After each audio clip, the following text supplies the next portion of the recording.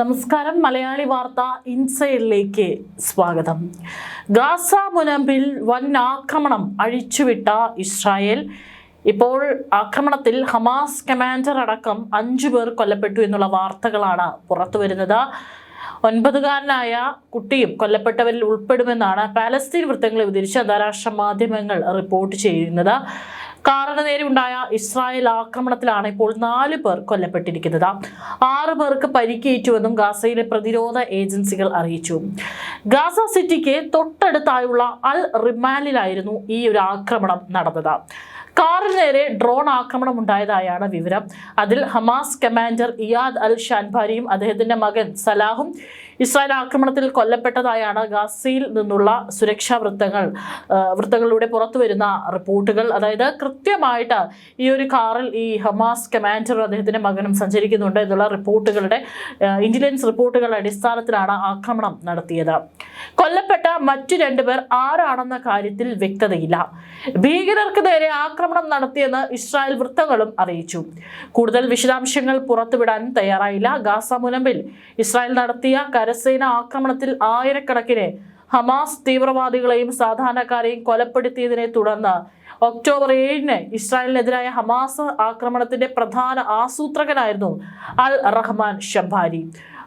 2023 October 7-ന് ശേഷം ഇയാളെ Israel സേന തിരയുകയായിരുന്നു. കൃത്യമായി ഇസ്രായേൽ ഇപ്പോൾ കെണിയിൽ വീഴ്ത്തിയിരിക്കുകയാണ്. ഇത് ഇസ്രായേൽ ഹമാസ് യുദ്ധത്തിലേക്ക് നയിക്കുകയും ചെയ്തിരുന്നു. ഇസ്രായേലിന്റെ മറ്റൊരു ആക്രമണത്തിലാണ് ആദിൽ അൽ നജാർ എന്ന 9-കാരൻ കൊല്ലപ്പെട്ടത്. ഖാൻ യൂനിസിൽ നടന്ന ആക്രമണത്തിലാണ് കുട്ടി മരിച്ചത്. ഒക്ടോബറിൽ വെടിനിർത്തൽ പ്രാബല്യത്തിൽ വന്നിരുന്നുവെങ്കിലും ഗാസയിലെ ആക്രമണത്തിൽ കുറവുണ്ടായിരുന്നില്ലെന്നും ദിവസേന ഇസ്രായേൽ ആക്രമണങ്ങൾ തുടർന്നിരുന്നതായും റിപ്പോർട്ടുകൾ വ്യക്തമാക്കുന്നു. 2023 ഒക്ടോബർ 7 നടന്ന ഇസ്രായേലിനെതിരായ ഹമാസിന്റെ ആക്രമണത്തിൽ മുൻപന്തിയിൽ ഉണ്ടായിരുന്ന ഹമാസിന്റെ ഇന്റലിജൻസ് കമാൻഡറെയാണ് ഇപ്പോൾ 3 വർഷത്തിന് ശേഷം ഇപ്പോൾ കൊലപ്പെടുത്തിയിരിക്കുന്നത്. അന്ന് ഗാസ യുദ്ധം ആരംഭിച്ച സമയത്ത് ഇസ്രായേൽ പല സൈനിക മേധാവികളെയും ഹമാസ് കമാൻഡർമാരെയൊക്കെ തന്നെ കൊലപ്പെടുത്തുന്നുണ്ടായിരുന്നു.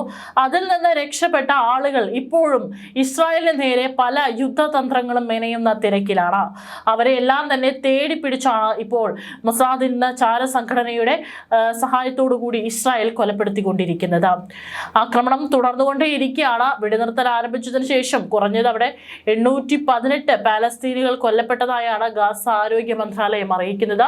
ഹമാസിന്റെ അധികാരത്തിന് കീഴിലുള്ളതും ഐക്യരാഷ്ട്രസഭ വിശ്വസനീയമായി കണക്കാക്കുന്നതുമായ കണക്കുകളാണ് ഇത്. അതേസമയം ഗാസ സിറ്റിയുടെ പടിഞ്ഞാറൻ അൽ റിമൽ പരിസരത്ത് ഒരു കാറിന് നേരെ ഡ്രോൺ 2 മിസൈലുകൾ തൊടുത്തുവിട്ടതായി അതിൽ 4 പേർ കൊല്ലപ്പെട്ടതായി റിപ്പോർട്ടുകളുണ്ട്.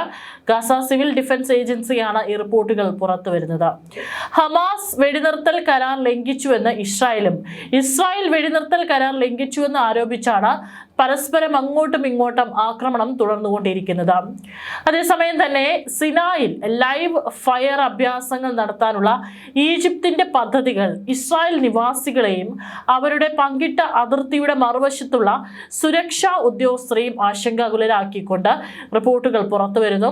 1979 ഇരു രാജ്യങ്ങളും തമ്മിലുള്ള സമാധാന ഉടമ്പടിയുടെ നിബന്ധനകൾക്കുള്ളിലാണ് ഇസ്രായേലുമായി ഏകോപിപ്പിച്ച ഈ അഭ്യാസങ്ങൾ നടന്നതെങ്കിലും ഗാസയ്ക്ക് സമീപം താമസിക്കുന്നവർ ഉൾപ്പെടെയുള്ള ഇസ്രായേലി നിവാസികൾ അവയുടെ സാമീപ്യത്തെക്കുറിച്ചും ആശങ്കാകുലരാണെന്നും റിപ്പോർട്ടുണ്ട്. ഈജിപ്ത് സൈന്യം അതിർത്തിയോട് വളരെ അടുത്ത് അഭ്യാസങ്ങൾ നടത്തുന്നത് അംഗീകരിക്കാനാവില്ലെന്നാണ് ഇസ്രായേലിന്റെ അതിർത്തി സമൂഹങ്ങൾക്കായുള്ള ഫോറം പുറത്തിറക്കിയ പ്രസ്താവനയിൽ പറഞ്ഞിരിക്കുന്നത്. ഒക്ടോബർ 7-ലെ ആക്രമണത്തിന് മുമ്പുള്ള ഈ മാതൃകകളിലാണ് ഈ അഭ്യാസങ്ങൾ നടന്നതെന്നും ഈജിപ്തും ഹമാസിന്റെ നേതൃത്വത്തിലുള്ള 2023-ലെ കടന്നുകയറ്റവും തമ്മിൽ ഒരു ബന്ധവും റിപ്പോർട്ട് ചെയ്തില്ലെന്നും അവർ കൂട്ടിച്ചേർത്തു. 1979-ലെ ഈജിപ്ത് ഇസ്രായേൽ സമാധാന ഉടമ്പടി പ്രകാരം സൈനിക വിന്യാസത്തിന് കർശനമായ നിയന്ത്രണങ്ങളുള്ള മേഖലകളായി സിനായ് വിഭജിക്കപ്പെട്ടിട്ടുണ്ട്.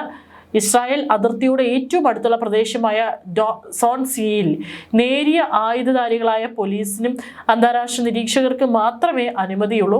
ഈജിപ്ഷ്യൻ സൈനിക അഭ്യാസങ്ങൾ ഉടമ്പടി വ്യക്തമായി നിരോധിക്കുന്നില്ലെങ്കിലും അതിർത്തിക്കടുത്ത് സാധാരണ സൈനിക സേനയെ ഉൾപ്പെടുത്തുന്ന ഏതൊരു വിന്യാസത്തിനും പ്രവർത്തനത്തിനും സാധാരണയായി മുൻകൂർ ഏകോപനവും ഇസ്രായേലി അനുമതിയും ആവശ്യമാണ്. തൽഫലമായി ഈ പ്രദേശങ്ങളിലെ സൈനിക അഭ്യാസങ്ങൾ ഉടമ്പടി ചട്ടക്കൂടിനുള്ളിൽ വളരെ സെൻസിറ്റീവായി കണക്കാക്കപ്പെടുന്നു. ആ സമയത്താണ് ഇപ്പോൾ ഈജിപ്ത് ഇത്തരത്തിലൊരു സൈനിക അഭ്യാസത്തിനായിട്ട് അതിർത്തി മേഖലയിൽ മുതിരുന്നത്. അതേസമയം ലെബനൻ വിറങ്ങിലിച്ചു നിൽക്കുകയാണ്.